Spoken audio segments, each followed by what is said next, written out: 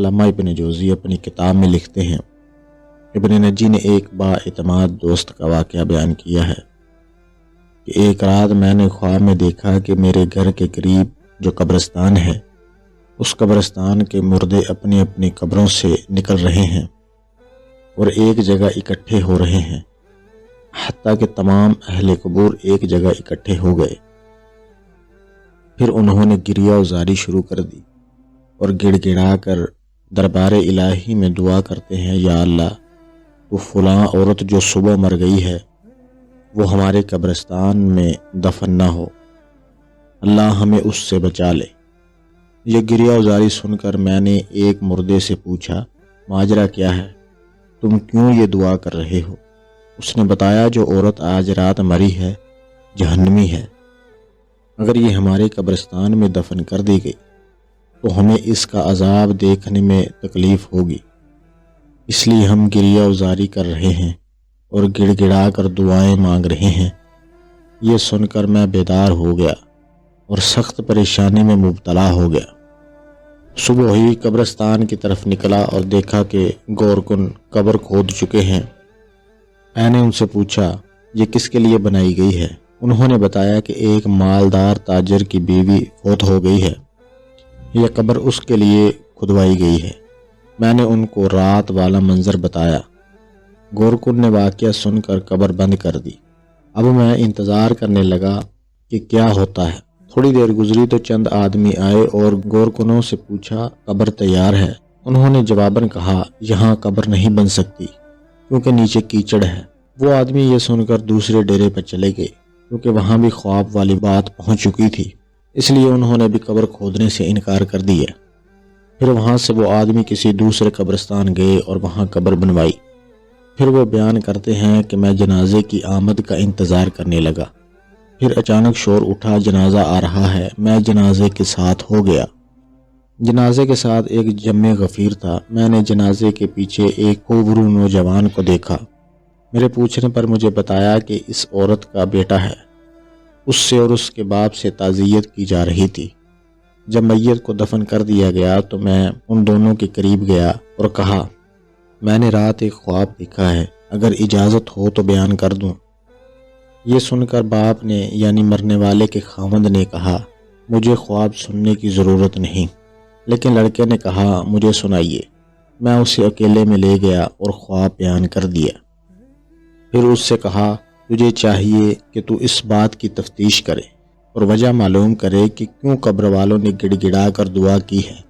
اس نوجوان نے کہا، اور تو مجھے کچھ معلوم نہیں، مگر اتنا جانتا ہوں کہ میری ماں شراب نوشی کرتی تھی، گانے سنتی تھی، نیز دیگر عورتوں پر بہتان لگایا کرتی تھی، مگر یہ افعال اتنے سنگین نہیں کہ یہاں تک بات پہنچ جائے کہ مردے بھی یہ دعائیں کریں کہ یہ ہم میں دفن نہ ہو۔ پھر وہ نوجوان مزید کہنے لگا کہ ہاں، ہمارے گھر ایک بوڑھی عورت ہے، اس کی عمر 99 سال کی ہے، وہ میری ماں کی دایا ہے اور خدمتگار ہے، اگر آپ چاہیں تو چل کر اس سے پوچھ لیتے ہیں، شاید وہ میری ماں کا کردار جانتی ہو۔ پھر ہم دونوں اس نوجوان کے گھر گئے۔ اس نوجوان نے مجھے ایک بالا خاتون سے ملوایا۔ اس نوجوان نے بڑھیا کو میری طرف متوجہ کیا۔ میں نے خواب بیان کر کے پوچھا، اماں کیا تیرے پاس کچھ معلومات ہیں؟ یہ سن کر بڑھیا کہنے لگی، میں اللہ سے دعا کرتی ہوں کہ وہ اسے بخش دے، وہ عورت بہت زیادہ بدکار تھی۔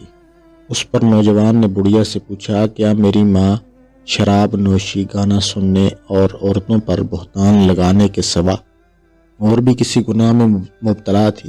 بڑھیا نے کہا، بیٹا اگر تو برا نہ مانے تو میں تجھ کو بتا دیتی ہوں، کیونکہ اس آدمی نے جو خواب بیان کیا ہے یہ تیری ماں کے گناہوں کے سامنے معمولی ہے۔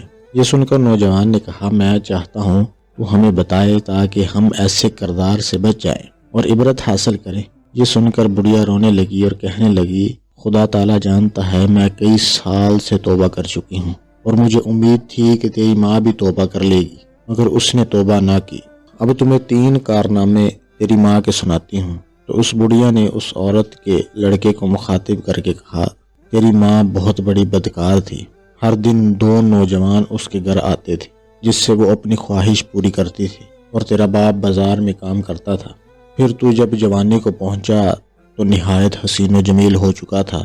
میں دیکھا کرتی تھی کہ تیری ماں تیری طرف شہوت کی نظر سے دیکھا کرتی ہے، حتیٰ کہ ایک دن تیری ماں نے مجھے کہہ دیا کہ میں اپنے بیٹے پر فریفتہ ہو گئی ہوں، لہٰذا کسی طریقے سے اس کو میری طرف راغب کر۔ میں نے یہ بات سن کر تیری ماں سے کہا، بیٹی یہاں تک کیوں جاتی ہے؟ تیرے لیے اور بہت سارے نوجوان ہیں جن سے تو اپنی خواہش پوری کر سکتی ہے، لہٰذا بیٹی اللہ تعالیٰ سے ڈر اور اس ارادے سے باز آ جا۔ تو تیری ماں کہتی، نہیں، مجھے اس کے سوا صبر نہیں۔ میں نے تیری ماں سے پوچھا کہ تو اس مقصد میں کیسے کامیاب ہو سکتی ہے، حالانکہ بیٹا بھی اب 9 عمری کو ہے، تو خام خواہ بدنام ہوگی، لہٰذا خدا کے لیے اس ارادے سے باز آ جا۔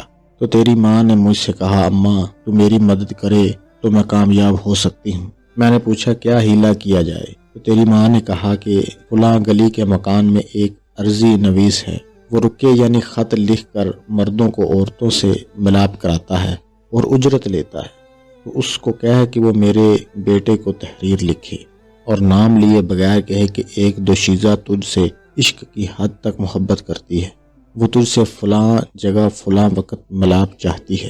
اس بوڑھی عورت نے کہا کہ میں نے ایسا ہی کیا، اور جب تجھے میں نے وہ خط دیا تو بھی فریفتہ ہو گیا، اور تو نے خط لکھ دیا کہ مجھے منظور ہے، فلاں وقت میں آ جاؤں گا۔ تو میں نے تیری ماں کو وہ خط لا کر دے دیا۔ تیری ماں نے جواب پڑھ کر کہا، اماں تو میرے بیٹے سے کہو کہ فلاں وقت فلاں جگہ آ جائے، اور تو فلاں بالا خانہ اچھی طرح تیار کر، اس میں پھل اور خوشبو وغیرہ کا انتظام بھی کر۔ تو میرے بیٹے کو یہ بھی کہہ کہ جس عورت نے تجھے بلایا ہے وہ ابھی دوشیزہ ہے اور روشنی پسند نہیں کرتی، بلکہ یہ کام اندھیرے میں بہتر ہے، تاکہ تمہارے والدین کو تم پر شک نہ گزرے۔ پھر میں تیرے پاس آئی تھی تو نے یہ بات مان لی، اور رات کا وقت مقرر ہوا۔ میں نے تیرا جواب تیری ماں کو پہنچایا تو اس نے بہترین کپڑے پہنے اور عمدہ خوشبو لگائی اور اس بالا خانہ میں پہنچ گئی، اور پھر تو بھی پہنچ گیا۔ پھر تو وہی سو گیا، تو میں نے صبح کے وقت آ کر تجھے جگایا۔ پھر چند دنوں کے بعد تیری ماں نے مجھ سے کہا، اماں میں اپنے بیٹے سے حاملہ ہو گئی ہوں، اب میں کیا کروں؟ تو میں نے کہا، مجھے تو کچھ سمجھ نہیں آ رہی کہ تو کیا کرے، لیکن تیری ماں کسی ہیلے بہانے سے تجھ سے اپنی خواہش کرتی رہی، حالانکہ ولادت کا وقت قریب آ گیا۔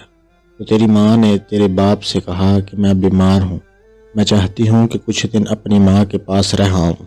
تو تیرے باپ نے اجازت دے دی۔ پھر میں اور تیری ماں تیری نانی کے گھر چلے گئے، وہاں ہم نے ایک کمرے میں رہائش رکھ لی، اور جب ولادت کا وقت آیا تو میں ایک دایا کو بلا کر لائی۔ تو تیری ماں کے ہاں ایک بچہ پیدا ہوا جسے تیری ماں نے مار دیا، اور پھر ہم نے وہ بچہ دفن کر دیا۔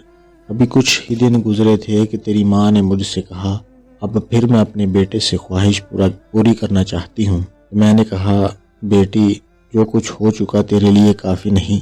تو تیری ماں نے کہا، مجھے صبر نہیں، اور پھر اسی طرح یہ سلسلہ شروع ہو گیا۔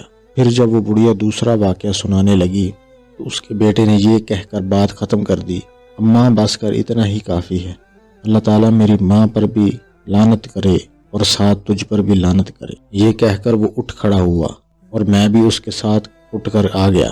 کاش کہ وہ بڑھیا دوسرے 2 واقعات بھی سنا دیتی۔